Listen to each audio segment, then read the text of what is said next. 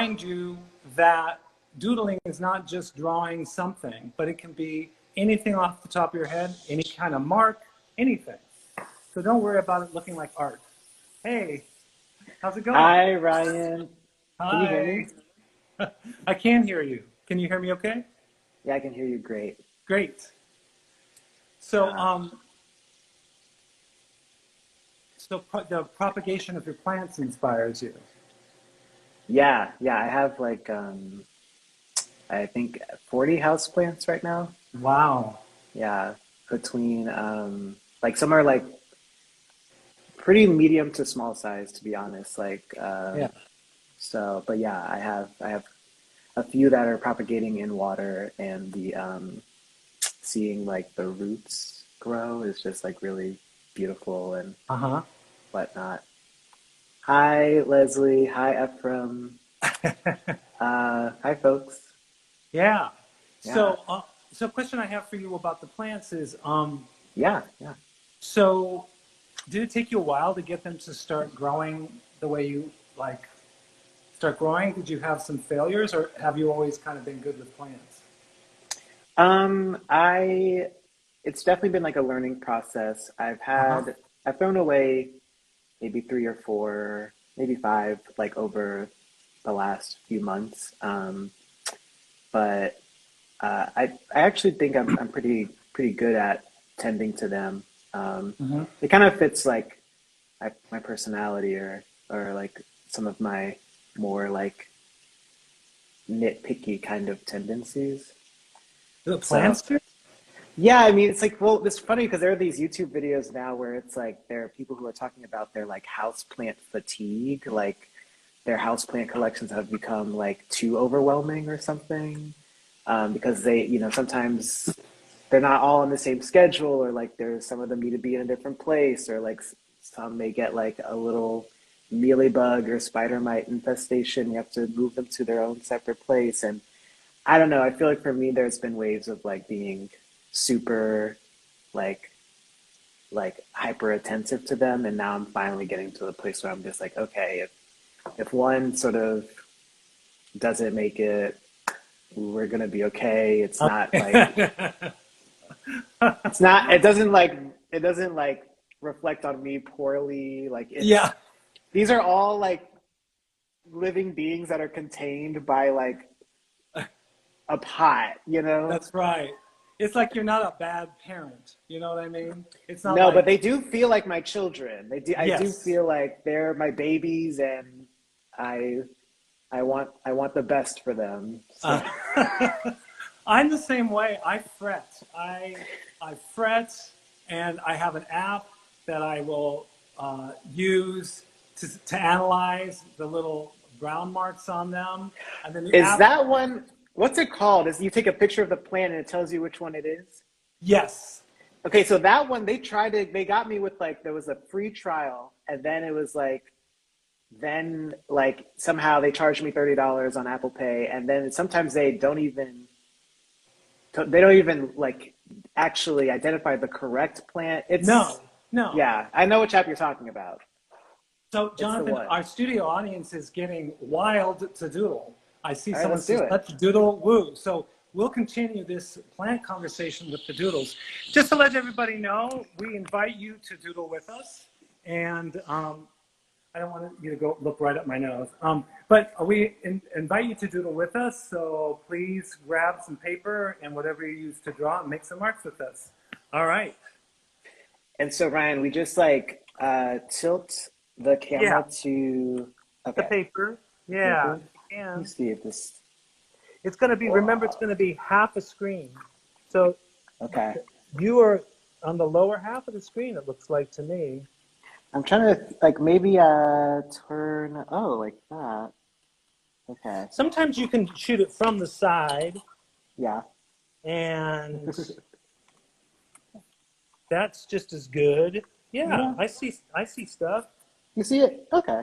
Yeah. How about this? I'll If try to like do it at this angle. Oh yeah. How about that? yeah, Great. Okay. that's good. All right. Cool. All right. All right. Oh,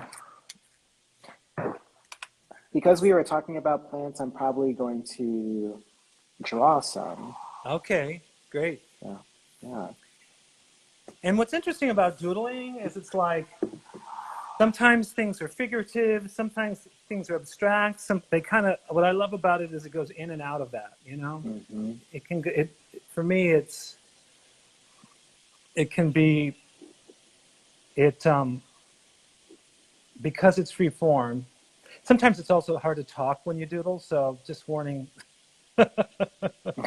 about that. Yeah, it's like definitely like multitasking, um, like figuring out how to do it, you know. I've never like doodled, and I've also never like IG lived without looking at the screen. So, Oh yeah, yeah. yeah. No, with me, I doodle all the time. In fact, the best doodles are not on screen, um, and a lot of times it's like on Zoom calls or on phone calls. So Mm-hmm. then it's then it kind of and it's yeah, it's a little. It's sometimes hard when you're talking to somebody, but then you kind of get into a zone, and Mm-hmm. then it all kind of comes together. But with the plants, what's interesting is, yeah, I fretted a lot with the plants. Oh, we should talk a little bit about how we know each other. Oh Just yeah. yeah. So when the studio audience understands like what's going on, um, so we both. I knew you as a grad student at Yale when I was Mm-hmm. working at the gallery there. Yeah, at the UAG, right? Yeah, yeah, Mm-hmm. Yale University Art Gallery.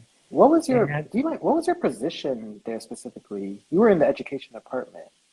I was considered the curator of education Mm-hmm. Mm-hmm. and Nolan curator of education, which was basically the director of the department. Mm-hmm. But I never really felt like the director for many reasons. But Mm-hmm. one of them was I felt I felt equal to my staff in some ways, and Mm-hmm. more I felt more like I was the point person. Mm. So I also, in terms of my staff, I didn't have a PhD. A lot of people I worked with had PhDs, but I did not. Mm-hmm. Mm-hmm. So that was all interesting. But yes, Mm. so we knew each other that way, and then from the painting department, I would sometimes go to what were called they're crits Yeah, for pit the grids. painters. Yeah, in the Mm-hmm. place called the Pit. I think it was called the Pit. Yep. Did I make that up? No, Yeah, that's correct. Yeah, yeah, yeah. yeah. Hmm. And they were very serious affairs. Did you feel like the painting crits were a bit more serious than maybe sculpture? Um, I feel like the tone, because I taught in sculpture department, Mm-hmm. um, I felt like the tone in the sculpture department was um, serious and rigorous, Right. but with a little more empathy. Mm-hmm. I didn't feel like there was as much performance anxiety because I think because the head of the department was a performance artist, Mm-hmm. so he kind of isn't scared. You know, did not create a feeling of being scared around those things. You know, Right. so I don't know. Yeah, I didn't mean to. Yeah, like the idea of seriousness being like mutually exclusive with rigor Right. is yeah. I think like for me, I was thinking more like the like the tone of rigor is always established, but that yeah, like I think the some of the other departments just had much more of an intimate sort of Yeah. feeling to them, just because of how. Um, just they were they were a little bit smaller. Like there's a lot more voices to sort of contend with Yeah. um, in in I think they painting. I think the history is different too because I think in sculpture Hmm. department they absorbed a lot of other kinds of like transmedia practices so that it Mm, was more about like I mean I don't know I think there were a lot of painters that did other things besides painting so for you sure, know for sure. but it is funny yeah I did see a lot more performance coming out of sculpture or that was part of the practice but Hmm. I yeah I don't know I don't know. When did you remind me? When did you leave New Haven? When did I what? I said, when did you leave New Haven? Oh, so I've been in Tucson for 3 years. Mm-hmm. So it's 2021. So that would be 2018, 2019, maybe. Mm-hmm, mm-hmm. Yeah, yeah. How are you liking it there? I like it. Yeah. Yeah. I mean, I miss what it was like before the pandemic. I felt like I was more of a part of a community that I saw on a regular basis, and I don't have that feeling as much just because everyone's trying to negotiate just being social, and Mm-hmm. that's like been harder in a way, you know. Yeah. But but yeah, I like it. I'm Did I getting ever tell you? I mean it's Oh, done things for me that have been great. Like mm-hmm. it's gotten me connected more to plants and animals and just to the cycles of Mm-hmm. nature and literally the way we live. It's very we experience it every day in a different sort of Mm-hmm. way than I was when I Mm-hmm. was in a city. And yeah, I like it. I like it. I mean, I can sometimes get a little snobby and wish that I had more like, you know, um, art activities or museum kinds of things to go to, or there are Mm-hmm. those here, but they're not the same. Mm-hmm. They're a little different. You know, it's a little like a little bit like a smaller town in Yeah. that way. Yeah. Yeah, I mean, you're in Iowa now, right? Yeah. I'm in Iowa City, which Iowa City. is technically it's like the fifth largest city in the state, and this Yeah. is where the University of Iowa is located. Um, so yeah, it's a pretty small college town. It's like 75,000 people here. Oh. Now, Yeah. did you grow up in a small town? Not particularly. Like I actually grew up in a lot of different places. Uh-huh. I was born in Houston, Texas. Shout out Texas. But I moved away when I was like 3. Uh-huh. So when so after Houston, we lived in uh, New Orleans. I was in preschool then. Oh, Lived wow. in Columbus, Ohio for a year. Lived in Colorado Springs for a year. And actually, Wow. right before second grade, my family and I moved to Phoenix, Arizona. Oh, So wow. I like uh, grew up in like Phoenix and Scottsdale area for like 9 years, Wow. and then when I was 16, we moved from Phoenix to Memphis, Tennessee. Now, So are you from a military family? Is that why you moved so much? I'm not actually like Oh, my that was an dad. assumption. No, Huh. it's totally fine. I actually often get that like because I mean for a lot of people it's sort of like what would be the rationale to move so much. Yeah. But my dad did a lot of contract work um, as a software developer, and so Ah. we just like Okay. ended up hopping around quite a bit. Oh, okay. But yeah, and then from Memphis, that's where I finished high school, went to undergrad, Uh-huh. um, and then that's where I was before I went to New Haven for grad school. Oh, I see. Okay. Yeah. That's interesting. Yeah. So moving around a lot. I mean, I basically was growing up was in the same it was a beach town and I was in the same Mm-hmm. town for quite a while, Mm-hmm. most of my life. And until I went to college. And Mm-hmm. yeah, I was like, so I didn't move a lot, and I don't think I had to experience like having to start over a lot. But when I Mm-hmm. became an educator, I had to do that in terms of finding jobs at museums. I tended to move for those. So I ended up having to start over many times for those jobs. But Yeah, it seems pretty like common the lifestyle of like sort of an emerging educator or museum employees to like kind of be always not always, but I think it's more so the case now, but to be kind of constantly kind of on the move because I noticed that there's just a lot more like fellowships or like shorter term stints at Yeah. places. And are you on a residency now?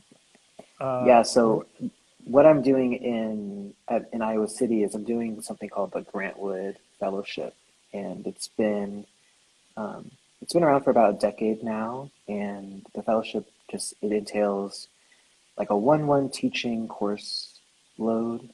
So like one class, I teach one class in the spring and or one in the fall, one in the spring, and mm-hmm. then I have studio space provided, I have housing provided, I'm paid a Wow. stipend and have benefits through the university. So it's a really incredible gig to have. Yeah. And I'm doing my second year here. So I moved here last August in Uh-huh. 2020 and taught that academic school year. And so and was offered a second year. Yeah.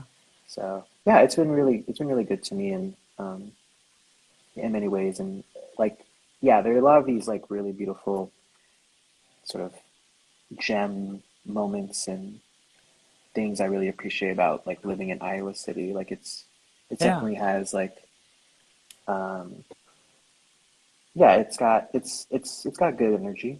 Yeah. There's Yeah. like a lot Yeah. of like a lot of things. I mean for a small town it's like I'm pretty impressed by Yeah. like just all the things that are here. Yeah.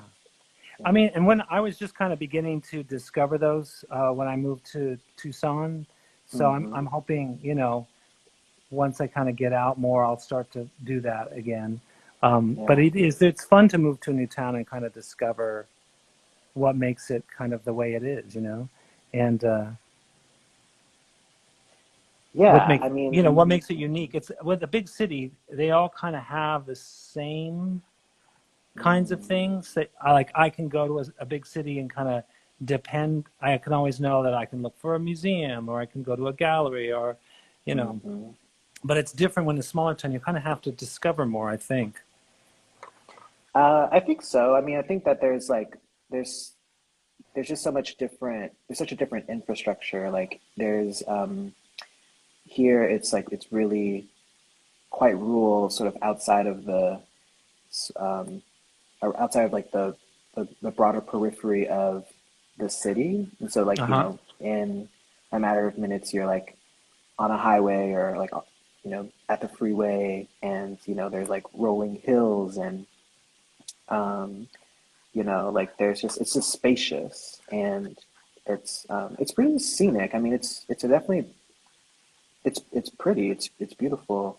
I think it's one of those places where like there is a sense of like flyoverness to it. Like um, there's having not being from the Midwest or from Uh-huh. Iowa. I think that there is like sometimes it feels kind of random, Yeah. if that makes sense. Yeah. But there's a lot Ran- of no, wait, you mean random like the way that the city is planned or? oh no, like random, like it's a state. Oh, like like I don't know, I've been like so shook by like how big this country actually oh, is. Like I even though I've yeah. moved around a lot, it's just like oh wow, like there's a completely different Yeah. environment, you Oh, know. yeah. Oh, yeah. Because, yeah, kid and I went on we did like a little road Mm-hmm. trip to Kansas City and went through a lot of places, and you're just like, these roads just keep going and going, Mm-hmm. and Mm-hmm. sometimes I was like, how do people live here? It was Mm. there's like people living here, but it was either so small or just yeah. I don't even Yeah, know I how to mean, explain it. Yeah. yeah, I just feel like I don't know, I feel like it's not to be, I mean, I feel like it can be very, like, it can be very quick to, like, get on, like, Right. a, sort of, like, a self-righteous or, like, elitist high horse, but just, like, people are just Right. kind of live, and, there is something kind of humbling about, like, oh, my lights in the studio, like, automatically go off. But, yeah, there's something kind of Oh. humbling about just, like, being, like, just being in Yeah. space Yeah. and kind of not necessarily putting a lot of pressure on things needing to be a particular way. I feel like I Right. tend to like get caught up in wanting needing things to feel a certain way, and it's just like, Right. no, actually, let me just embrace and accept like literally where I'm at. Do, Last year do was you, hard because, oh, go ahead. uh-huh. No, no, go ahead. Yeah. Well, it's just hard because, you know, being quarantined here was like, I think that um, it can already kind of be a little bit lonesome here, and then it's kind of like on top of like the conditions of the pandemic. I think I didn't Right. realize how maybe intense it was until, you know, we started to have some of the um, sort of like the pleasure of reconnecting with people again. I'm like, oh wait, Yeah. that was a lot of time with myself. Yeah. You And know? that's always an interesting thing to do. Yeah, To have a exactly. lot of Spend time with time. yourself. Yeah. Yeah. Oh, It's like totally. yeah, I find I actually do less and less and less. Like I think I might naturally be a little more introverted when I'm by myself, you Mm-hmm, know. mm-hmm, Uh mm-hmm, I I don't always like, well, I won't always go out. Uh I mm. kind of go through what I would call like a TV party where I watch a lot of stuff, and then at some point I get a little burnout on that, and then I have to come up with another Mm-hmm. entertainment or see someone or talk to someone, you know. But it How is, have yeah. you, how has like the pandemic affected your, well, I guess like in terms of like communication and like being intentional about like staying connected with folks, have you noticed like you're able to be consistent with that or? Oh yeah, much more than before. Much more than Mm, before. I was mm, always running, always busy. I mean, it's getting like that again now, and I kind of mm-hmm, just remind myself that it's not something I want. right. So, but yeah, that definitely was happening. And um, where I just wasn't able to be available to people.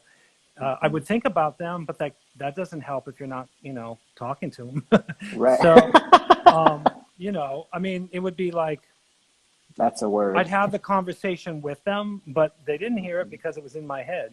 So it was like, Right.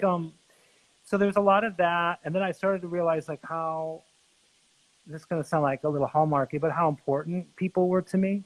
And in Mm-hmm. fact, the Doodle with me kind of came out of that. This was Mm, started during, the pandemic, actually at the beginning of it, mm-hmm. and I just realized I needed to have that feeling of that company and that Mm-hmm. feeling of connecting with people, talking with people, Mm-hmm. even more than just talking, doing things like just Yeah. idly sharing an experience with people that was like low key. Like, in my family, we watched television together, and that was, I think, in some ways, a bonding. And it's like that kind of stuff, Mm-hmm. which is, I think we undervalue it in a way because it's not like, um, Mm, I don't know how to explain it, but just hanging out. I missed hanging out. So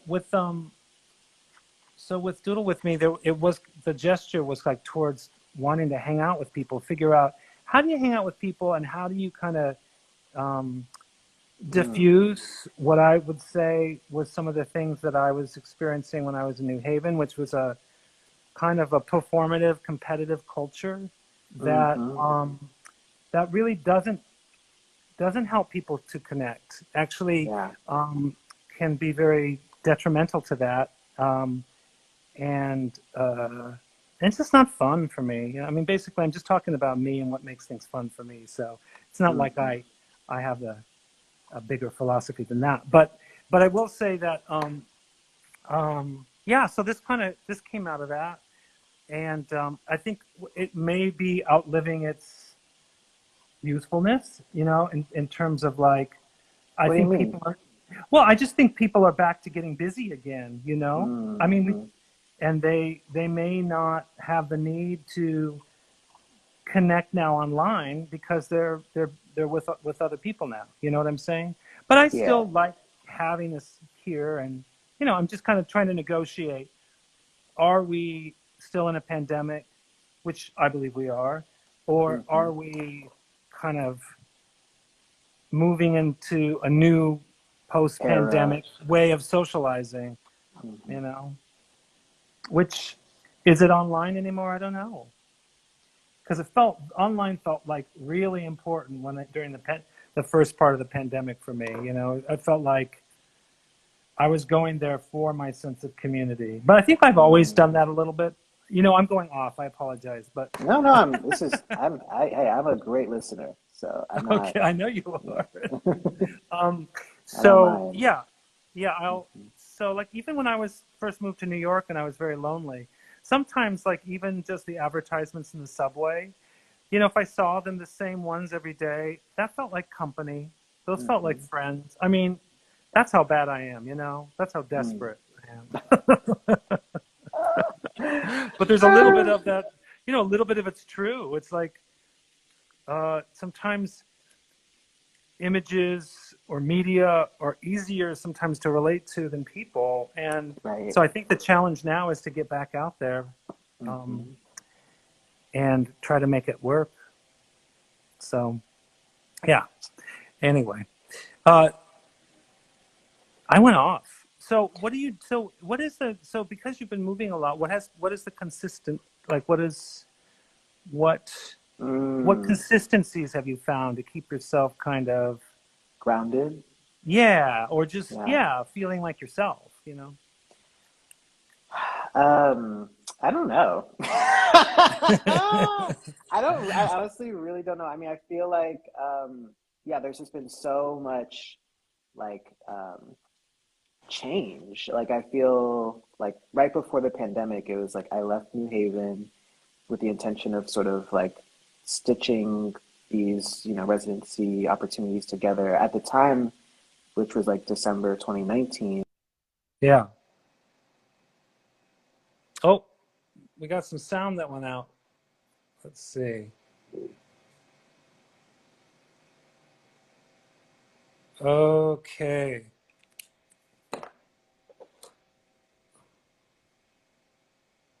Okay. I think I may have lost you. I don't hear you anymore, Jonathan.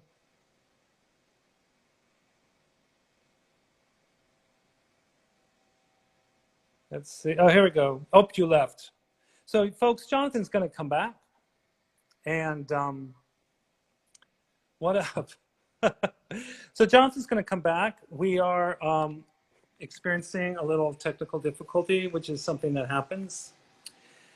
So, sorry to interrupt. He'll connect.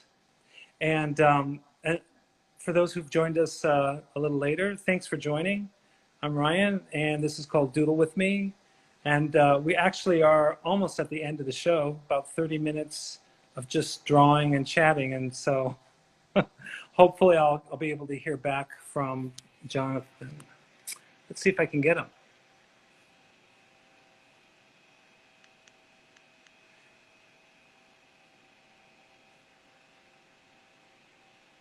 His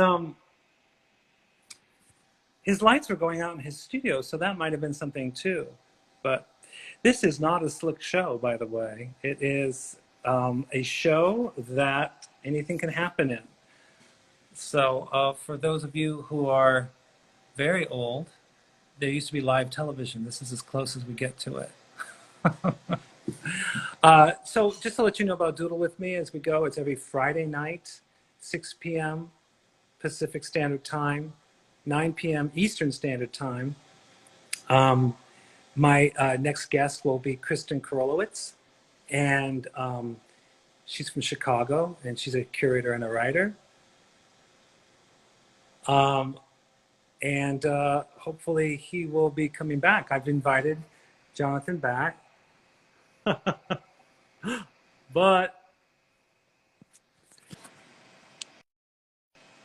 okay, Jonathan's unable to join. So, folks, we were just getting ourselves going. We'll probably have to I'll just have to finish up myself, and then we'll finish up the show. Keep doodling, and I'll finish what I'm up to.